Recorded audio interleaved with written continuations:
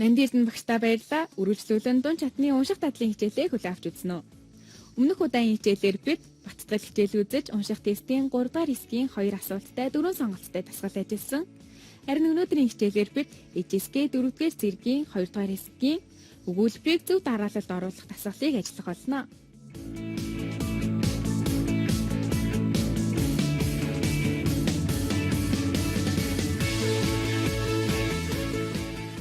Энэ төрлийн дасгал ABC гэсэн 3 өгүүлбэр өгөгдсөн байна.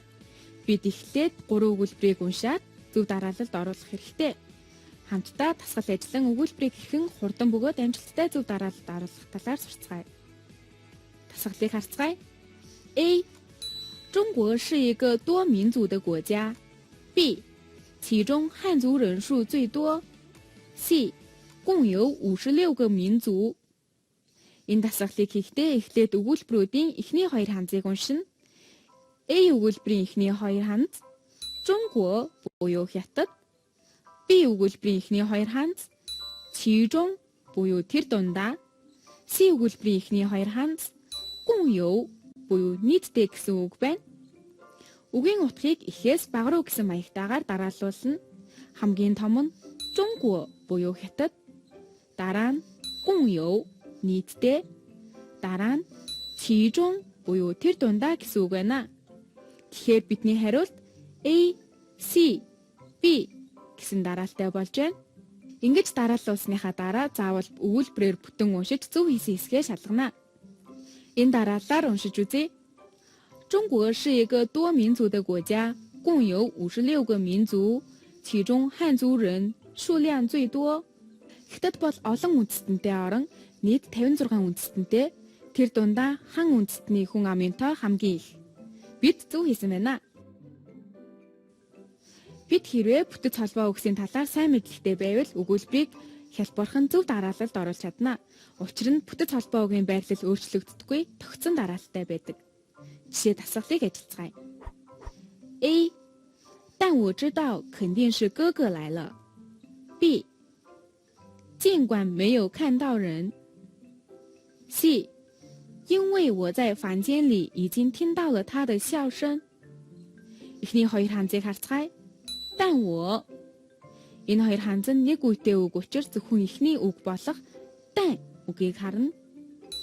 尽管因为эдгээрээс 尽管但гэдэг нь бүтэц холбоо үг байна. Тэгэхээр бид өгүүлбэрийг B, A, C гэсэн дараалалд оруулж болно. Шалгаж үзцгээе. 尽管没有看到人，但我知道肯定是哥哥来了，因为我在房间里已经听到了他的笑声。Хэдийгээр хүнийг нь хараагүй ч ах ирснийг би мэдсэн. Учир нь өрөөнд ахын инээхийг би сонссон. Бид зөв хийсэн байна. 这 на энэ тэр гэсэн тодорхой зүйлийг зааж байгаа үг орсон хэсэг өгүүлбэрийн хамгийн ихэнд бичигдэх өндөр магадлалтай. Жишээг харцгаая. A. 他们帮我记住了很多让我感动的。B. 这几本日记是对我生活的总结。C. 值得回忆的是。өгүүлбэрийн эхлэлийг 这 үг орсон. 这几本日记是对我生活的总结. Хэсгийг сонгоно. Харин дараачийн өгүүлбэрийг хэрхэн сонгох талаар бас нэгэн арга зааж өгье. Энэ бол өгүүлбэрийн төгсгөлийг харах. A өгүүлбэрийн төгсгөл Д үг байна. Энэ үгээр өгүүлбэр төгсөж болохгүй тул дунд хэсгээр сонгоно. Үлдсэн нэг нь сүүлийн хэсэг болж байна. Шалгацгаая. 这几本日记是对我生活的总结。他们帮我记住了很多让我感动的、值得回忆的事。Эдгээр өдрийн тэмдэглэл бол миний амьдралын дүгнэлт. Тэд надад намайг догтлуулсан мартагдчихгүй үйл явдлыг санахад тусалдаг гэсэн утгатай өгүүлбэр болж байна. Бидний хариулт зөв байна. Харин 这种、那种энэ төрлийн тэр төрлийн гэсэн үг. 这些、那些эдгээр тэдгээр гэсэн утгатай үг орсон хэсэг ихэвчлэн өгүүлбэрийн дунд эсвэл сүүл хэсэгт орно. Жишээ нь A. 而是从社会生活中学到的。B. 这两种学习对我们都很重要。C. 有些知识不是在学校里或者书本上学到的。B. өгүүлбэрт这两种энэ хоёр төрөл гэсэн утгатай үг орсон тул сүүлийн өгүүлбэр гэж тооцож бусад хоёр өгүүлбэрийг харъя. Эхнийх нь A өгүүлбэрт 而是 буюу харин гэсэн утгатай үг орсон тул эхний өгүүлбэр болж чадахгүй. Тэгэхээр C, A, B гэсэн дараалалтай болж байна. Бүхэлд нь уншъя. 有些知识不是在学校里或者书本上学到的，而是从社会生活中学到的。这两种学习对我们都很重要. Зарим эрдмийг сургууль болон номноос сурдаггүй. Харин нийгэм болон амьдралаас сурдаг. Энэ хоёр төрлийн сургалт бидэнд адилхан чухал гэсэн утгатай өгүүлбэр болж байна. 因此, 所以 буюу тиймээс гэсэн үг орсон хэсэг хизээч өгүүлбэрийн эхлэл болохгүй. Эхэлж ямар нэгэн зүйл болсон тиймээс ингэн гэж яригддаг тул энэ үг орсон хэсэг өгүүлбэрийн дунд эсвэл төгсөлд бичигдэнэ. 可是, 但是 гэхдээ, 否则, 不然 буюу эсвэл гэсэн утгатай үгс мөн адил өгүүлбэрийн дунд эсвэл сүүлийн хэсэгт бичигдэнэ. Жишээ тасгалыг ажиллацгаая. A. 可是今天起晚了。B. 平时我骑自行车上班。C. 所以就打车来公司。A өгүүлбэрт 可是 C өгүүлбэрт 所以гэсэн үг орсон тул эхний өгүүлбэр биш байна. B өгүүлбэр 平时我骑自行车上班өгүүлбэрийн эхлэл болж байна. Бусад хоёр өгүүлбэрээ уншвал 可是今天起晚了，所以就打车来公司。B, A, C дараалалтай бичигдэж жирийн үед би ундаг дугуйгаар ажил руугаа явдаг.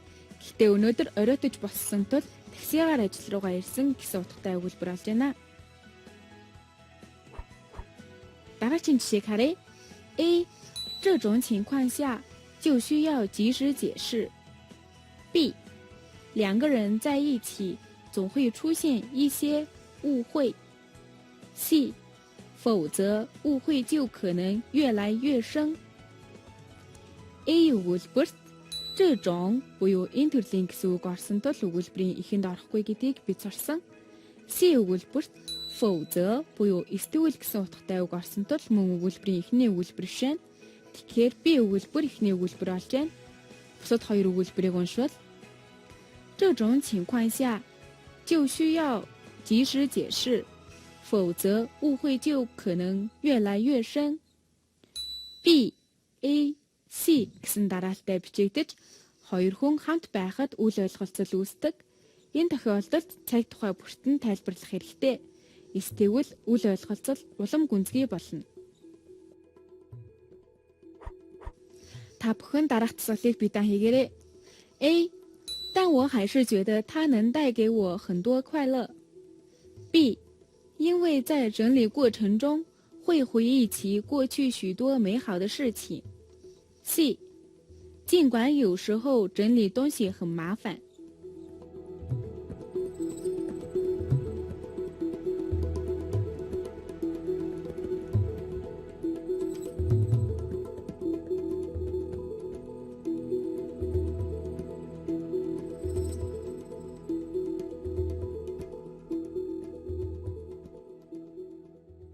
Зөв хариулт C, A, B гэсэн дараалалтай байна. Энэ дасгалд 尽管 都 гэсэн бүтэц холбоог орсон байна. Өгүүлбэрийг орчуулвал хэдийгээр юмаа янзлах төвөгтэй байдаг ч би баяртай байдаг.